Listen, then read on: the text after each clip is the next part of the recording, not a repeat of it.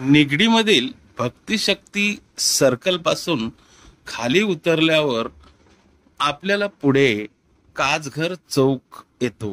ह्या काचघर चौकातून डाव्या बाजूला आपल्याला दिसेल सूर्यमुखी हनुमान मंदिर। आता हा रस्ता आपल्याला संभाजी चौकातून भेळ चौकातून पुढे आल्यानंतर हाच रस्ता पुढे आल्यावर काचघर चौकामध्ये येतो आणि ह्याच्या उजव्या बाजूलाच आपल्याला हे मंदिर दिसते, सूर्यमुखी हनुमान मंदिर। सूर्यमुखी हनुमान मंदिर हे भगवान हनुमानाच्या एक विशिष्ट रूपाचा संदर्भ देते। त्यांना सूर्यासारखे म्हणजेच सूर्य चेहरा असलेले चित्रण केले आहे।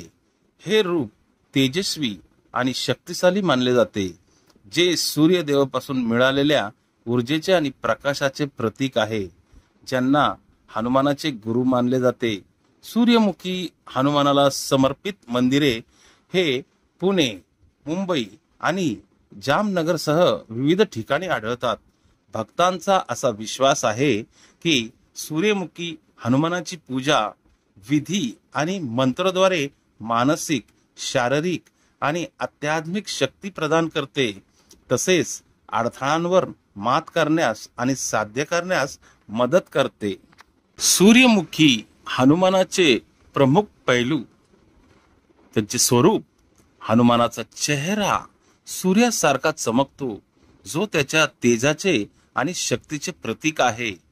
प्रतीकात्मकता, ऊर्जा, प्रकाश आणि सूर्यदेव सूर्यांशी असलेले संबंध दर्शवते।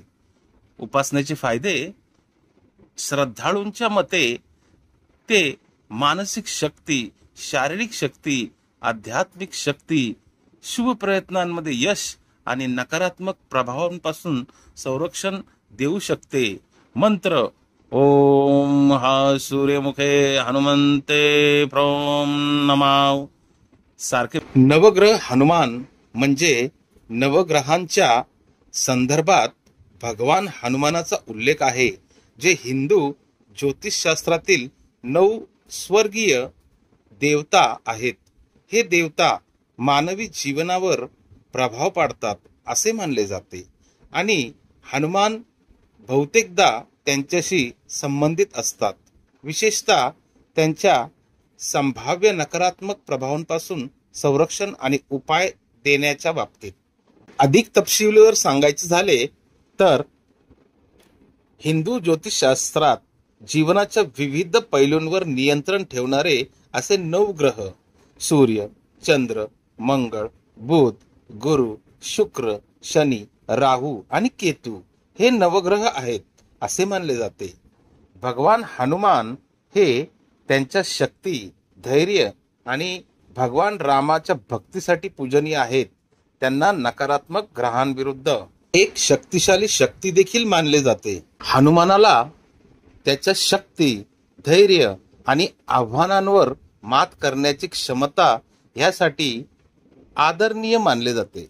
हे नवग्रहांच्या नकारात्मक प्रभावांना तो कमी करू शकतो, या श्रद्धेला प्रतिध्वनित करते।